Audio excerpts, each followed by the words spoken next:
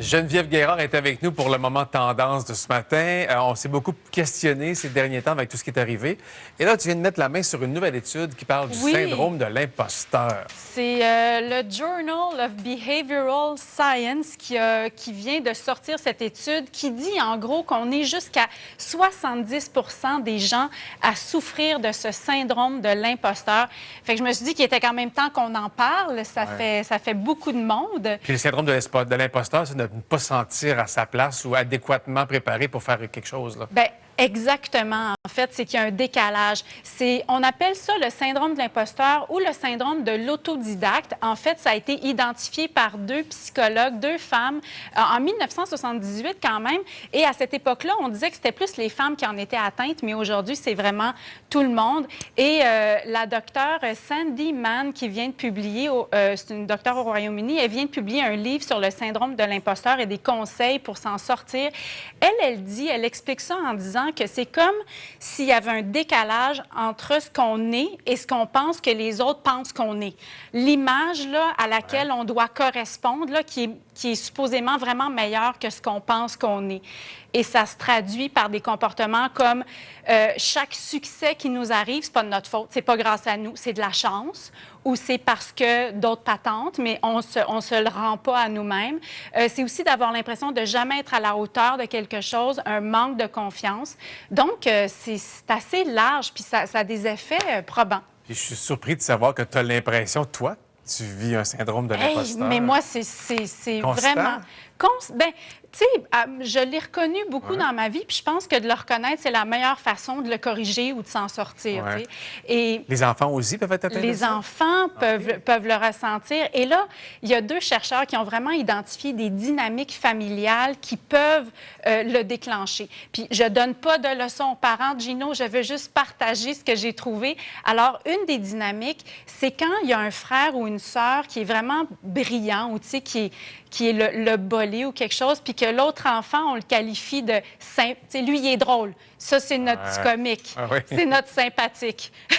Fait que ça part comme ça.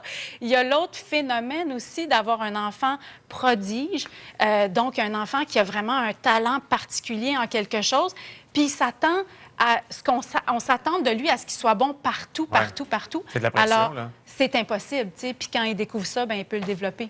Est-ce qu'on peut protéger nos enfants du syndrome de l'imposteur? Bien, les conseils qu'il donne, c'est tout d'abord de permettre aux enfants de faire des erreurs, puis de ne pas les critiquer, de vraiment les laisser apprendre de leurs erreurs parce qu'à chaque fois, c'est une façon d'évoluer, tu sais, de gagner en confiance en soi. C'est aussi un conseil qu'il donne de les laisser accomplir des tâches sans les aider, que ça prenne du temps, que ce soit tout croche, Et puis ça, là, moi, mea culpa, Gino, là, souvent, là, quand mes enfants étaient plus petits, je me souviens d'avoir dit « Ah, laisse faire, je vais le faire, ça va aller plus vite. » Parce qu'on est toujours en train de courir après le temps. « Laisse faire, je vais le faire, ça va aller plus vite. » Bien là, ils vont...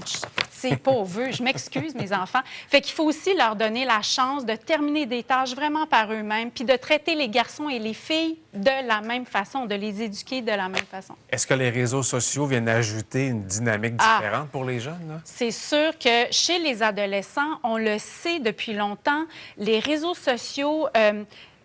on compare notre image. Ils peuvent être atteints par le nombre de j'aime qu'ils ont ou qu'ils n'ont pas, les critiques. Et ça peut vraiment atteindre leur estime d'eux-mêmes. Ça peut aller à la dépression, au suicide. Mais moi, ce que j'ai vraiment compris, c'est que l'utilisation pour un adolescent des réseaux sociaux, ça a la même souche psychologique que le syndrome de l'imposteur parce que ça crée un décalage, parce que l'adolescent va mettre des photos de lui où il est parfait, où il est dans des situations idéales, alors qu'il sait que dans sa vie réelle et non dans sa vie numérique, c'est pas comme ça que ça se passe. Fait que c'est vraiment la même souche que le syndrome de l'imposteur, fait qu'il faut le conscientiser, ça, parce que le but dans la vie, là, c'est d'être le plus possible nous-mêmes puis à l'aise dans notre peau, tu sais, fait que moins de décalage possible. Peux-tu revenir au fait que ça touche surtout les femmes? Est-ce qu'on sait pourquoi? Ou...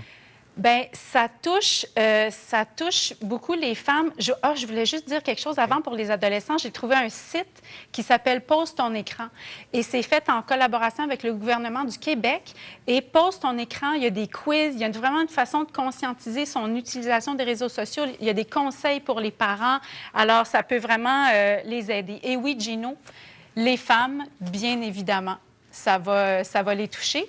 Et là, j'ai trouvé la raison pourquoi les femmes sont plus atteintes de ça.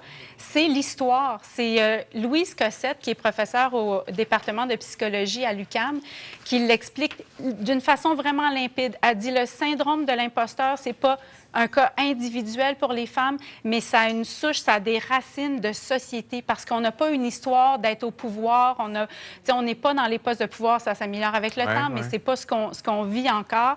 Et donc, même que Statistique Canada a dévoilé l'an dernier que sur les gens qui gagnent le plus d'argent dans la population, 1 sur 5 seulement sont des femmes. Donc, il y a un manque à gagner, mais probablement qu'on va... Mais tu sais, on peut quand même faire quelque chose individuellement pour essayer de combattre ce syndrome-là. On fait quoi?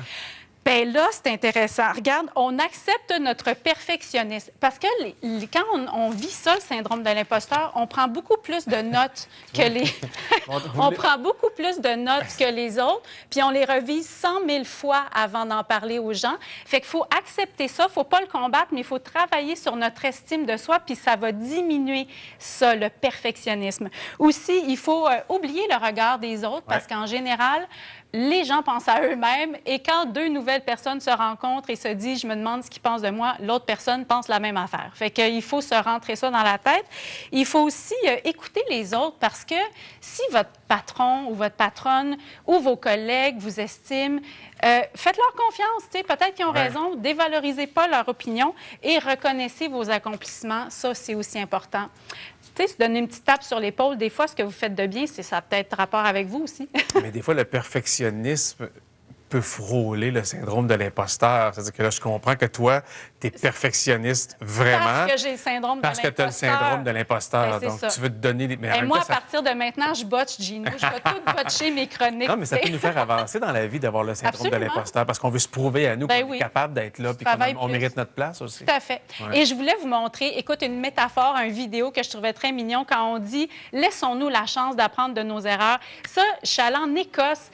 C'est un centre où ils élèvent les border collies qui vont rassembler les moutons et ils laissent toujours les chiots jouer avec les grands. Fait que là, souvent, tu as des petits bébés chiens qui se promènent avec les grands, puis ils disent, on les corrige jamais.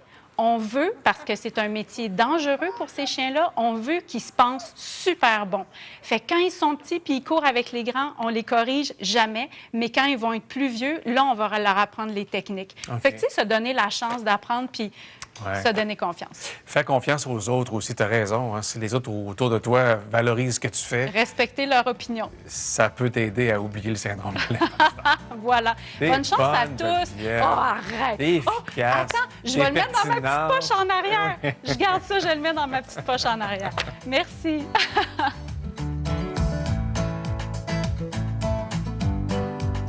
Ce segment vous est présenté par Karine Jonca. Découvrez